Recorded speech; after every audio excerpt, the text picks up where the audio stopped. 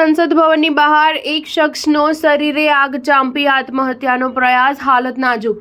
દિલ્હીમાં સંસદ ભવનની બહાર એક શખ્સે આગ ચાંપી આપઘાત કરવાનો પ્રયાસ કર્યો છે। દિલ્હી પોલીસે જણાવ્યા પ્રમાણે બુધવારે સંસદની બહાર એક વ્યક્તિએ પોતાને આગ ચાંપી આપઘાત કરવાનો પ્રયાસ કર્યો હતો। આપઘાત કરનાર શખ્સ ગંભીર રૂપે દાઝ્યો હતો, તેને હોસ્પિટલ ખસેડવામાં આવ્યો છે। પોલીસે ઘટના સ્થળેથી પેટ્રોલ જપ્ત કર્યું છે। ઘટના બાદ સ્થળ પર અફરાતફરી મચી હતી। સંસદ બહાર આત્મવિલોપન કરનારી વ્યક્તિની સ્થિતિ નાજુક છે। આપઘાત કરનાર વ્યક્તિ ઉત્તર પ્રદેશના બાગપાતમાં રહેનારો છે। તેનું નામ જીતેન્દ્ર છે। તેણે રેલ ભવન નજીક પોતાને આગ ચાંપી હતી। સ્થાનિક પોલીસ અને રેલવે પોલીસે દોડીને આગ બુઝાવી હતી, પરંતુ શખ્સ 90% દાઝી ગયો હતો। આપઘાત કરવા પાછળનું કારણ અંગત અદાવત હોવાનું જાણવા મળ્યું છે। પીડિત બાગપતમાં તેની વિરુદ્ધ નોંધાયેલી ફરિયાદના કારણે હેરાન હતો। હજી સુધી કોઈ સુસાઇડ નોટ મળી નથી। તપાસ ચાલુ છે। ક્રિસમસ અને નવા વર્ષની તૈયારીઓના પગલે દિલ્હીમાં કડક પોલીસ બંદોબસ્ત હોવા છતાં જીતેન્દ્ર કેવી રીતે સંસદ ભવન નજીક રેલ ભવનમાં આવ્યો તે જાણવા જેવું છે। આ ઘટના પોલીસ વ્યવસ્થા પર સવાલો ઊભા કરે છે। સ્ટાર ન્યૂઝ 7 હંમેશા સચ્ચાઈની સાથે।